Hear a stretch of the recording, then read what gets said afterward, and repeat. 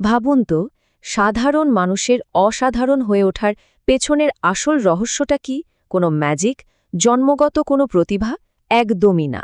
আজকের এই বিশ্লেষণে আমরা এমন একটা বিষয় নিয়ে কথা বলবো যা সত্যি সত্যি আমাদের জীবনের মোড় ঘুরিয়ে দিতে পারে, আর সেটা হলো জীবনে একটা সুনির্দিষ্ট বা একক লক্ষ্য থাকার সুগভীর প্রভাব।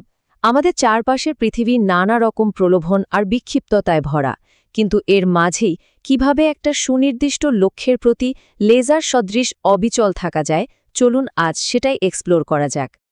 ব্রুস লির একটা দারুণ কথা প্রচলিত আছে। সফল যোদ্ধা হলেন লেজার সদৃশ ফোকাস থাকা একজন সাধারণ মানুষ।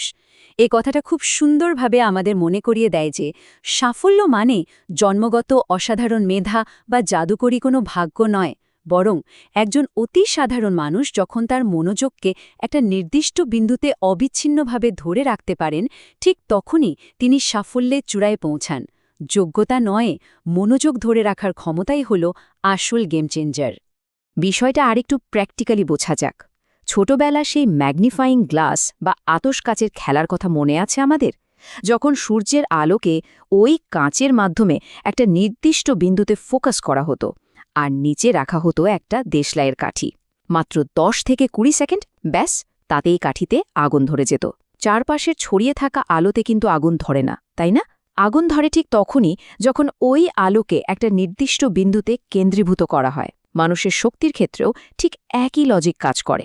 চলুন এবার একটা খুব ইন্টারেস্টিং আর শিক্ষণীয় গল্প শোনা যাক। ধরুন, এক শিকারী জঙ্গলে গেছে শিকার করতে। সে একটা খরগোশ দেখে তীর তাক করল। ঠিক তীর ছোড়ার মুহূর্তেই তার চোখে পড়ল একটা হরিণ। সে ভাবল, আরে, খরগোশের চেয়ে হরিণ তো বড়। তো সে খরগোশ বাদ দিয়ে হরিণের দিকে তাক করল। আবার যখন হরিণটাকে মারতে যাবে, তখন দেখল একটা বিশালাকার বারোসিংহা বা সোয়াম্প টিয়ার। এবার তার মনে হল, বারোসিংহা পেলে তো আরও লাভ।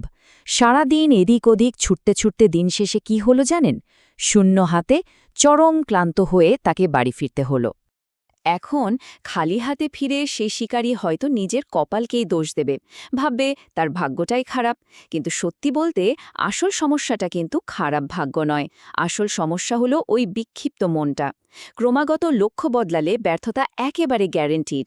মনোযোগ যদি এক প্রলোভন থেকে আরেক প্রলোভনের লাফাতেই থাকে, তাহলে কোনো নির্দিষ্ট নিশানায় আঘাত করা পসিবলই না। সবচেয়ে চমকে দেওয়ার মতো তথ্যটা কি জানেন? একটা নির্দিষ্ট সংখ্যা ৯৯। হ্যাঁ, ৯৯%। বিশ্লেষকদের মতে আমাদের চারপাশের ৯৯% মানুষ তাদের জীবনের জন্য একটা নির্দিষ্ট সুস্পষ্ট লক্ষ্যের কথা স্পষ্টভাবে বলতেই পারে না। কাউকে হঠাৎ জিজ্ঞেস করলে দেখবেন বেশিরভাগই আমতা আমতা করছে। আর লক্ষ্যহীন এই যাত্রায় কিন্তু কাঙ্ক্ষিত গন্তব্যে পৌঁছানোর পথে সবচেয়ে বড় বাধা।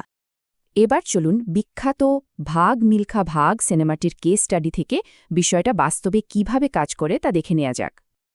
অ্যাথলেট মিলখা সিংয়ের দৌড়ানোর পেছনের লক্ষ্যগুলো কিভাবে সময়ের সাথে সাথে ইভলভ করেছে সেটা সত্যি দেখার মতো। একদম শুরুতে দৌড় প্রতিযোগিতায় জেতার একমাত্র লক্ষ্য ছিল জাস্ট এক গ্লাস দুধ। এরপর সেই লক্ষ্যটা বড় হল দেশের হয়ে ইন্ডিয়া জ্যাকেট পরার গর্ব। তারপর কোচ প্লেনে বসে একটা নির্দিষ্ট সময় লিখে দিলেন, 45.9 সেকেন্ড। আর সর্বশেষ লক্ষ্যটা ছিল আরও বিশাল, জয়ের মাধ্যমে দেশে একটা জাতীয় ছুটি ঘোষণা করা। খেয়াল করে দেখুন প্রতিটা ধাপের লক্ষ্যগুলো কিভাবে আরও স্পষ্ট আর বড় হয়েছে। অবশ্য লক্ষ্য যখন বড়, তখন বাধাও তো আসবেই। লন্ডনে যখন চারপাশের রঙিন প্রলোভন ফোকাস নষ্ট করে দিচ্ছিল, তখন মিলখা সিংয়ের রিয়াকশন কী ছিল? তিনি আয়নার সামনে দাঁড়িয়ে নিজেকেই কষে চড় মেরেছিলেন। নিজেকে সঠিক পথে ফেরানোর কি দারুণ একটা উপায়, তাই না? আবার যখন বিপক্ষ কোচ তাকে নিরুৎসাহিত করে বলেছিলেন যে এটাই হতে যাচ্ছে তার জীবনের শেষ রেস, তখন সেই নেতিবাচক কথাগুলোকেই তিনি জ্বালানি হিসেবে কাজে লাগান। তিনি আরও জোরে দৌড়ানোর জেদ ধরেছিলেন। তাহলে এই প্রলোভনগুলো কাটানোর উপায় কি? সবার আগে সেই ইনস্ট্যান্ট গ্র্যাটিফিকেশন বা তাৎক্ষণিক তৃপ্তির ফাঁদটাকে চিনতে হবে। আয়নার সামনে নিজেকে চড় মারার বিষয়টা প্রমাণ করে যে নিজের ভুলের জন্য নিজেকে কঠোরভাবে অ্যাকাউন্টেবল করতে হবে। আর দরকার পরিষ্কার কমিউনিকেশন। পরবর্তীতে যখন আবারও প্রলোভন এসেছিল, অত্যন্ত আত্মবিশ্বাসের সাথে বলা হয়েছিল, আমার ফোকাস বদলে গেছে। এটাই হলো চূড়ান্ত আত্মনিয়ন্ত্রণ। আরেকটা দারুণ কনসেপ্ট হলো ক্রমাগত নিজের স্ট্যান্ডার্ড বাড়িয়ে চলা। ওই যে 1 মগ ঘাম বনাম 1 বালতি ঘামের তুলনাটা, এটা শুধু কথার কথা নয়। গতকালের পরিশ্রমে ঘামে ভেজা গেঞ্জি নিংড়ে হয়তো 1 মগ ঘাম বের হতো, কিন্তু আজ টার্গেট 1 বালতি ঘাম। এর মানে হলো বড় লক্ষ্য অর্জন করতে হলে নিজের গণ্ডি পেরিয়ে প্রতিদিন নিজের স্ট্যান্ডার্ডকে একটু একটু করে উঁচুতে তুলতে হবে। আর এই লেভেলের ফোকাস আর ডেডিকেশনের রেজাল্ট একটু খেয়াল করুন। ৮০টার রেসের মধ্যে ৭৭টিতেই জয়। এটা কোনো সাধারণ পরিসংখ্যান নয়। যখন ফোকাস একদম নির্দিষ্ট থাকে আর পরিশ্রমের মাত্রা প্রতিদিন বাড়তে থাকে, তখন সাফল্যের হার ঠিক এভাবেই আকাশ ছোঁয়। তবে একটা কথা বলতেই হবে, এত বড় সাফল্যের চূড়ায় কিন্তু একা পৌঁছানো যায় না। এখানে দুটো বড় সাপোর্ট স্তম্ভ কাজ করেছে, কোচ এবং সেনাবাহিনী। চূড়ান্ত সাফল্যের জন্য সঠিক মেন্টরকে মূল্যায়ন করা অপরিহার্য। মিলখা সিং এত বড় অর্জনের পর নিজের কষ্টার্জিত মেডেলটা কোচের গলায় পরিয়ে দিয়েছিলেন। ফোকাস আর পরিশ্রমের পাশাপাশি এই কৃতজ্ঞতা বোধ আর শৃঙ্খলা থাকাটাও কিন্তু অসম্ভব জরুরি। তাহলে এই পুরো আলোচনা থেকে আমরা আসলে কি সামারি টানতে পারি? উদ্দেশ্যহীনভাবে ভেসে বেড়ানো বন্ধ করতে হলে ভবিষ্যতের একটা পরিষ্কার স্ট্রাকচার বা রূপরেখা তৈরি করতে হবে। আগামী ৬ মাস, ১ বছর বা ৫ বছরের জন্য নিজের অর্থনৈতিক, ব্যক্তিগত বা পেশাগত লক্ষ্যগুলো একদম ছকে ফেলতে হবে। কারণ লক্ষ্য যখন চোখের সামনে স্পষ্ট থাকে, তখন প্রতিদিন সকালে ঘুম থেকে ওঠার একটা সলিড কারণ থাকে। আমরা একেবারে শেষ পর্যায়ে চলে এসেছি। এখন শুধু গভীরভাবে ভাবার সময়।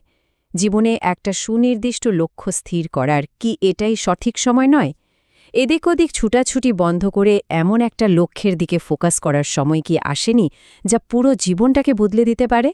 এই বিশ্লেষণ থেকে আমরা যা দেখলাম, এবার সেটাকে বাস্তবে রূপ দেওয়ার পালা।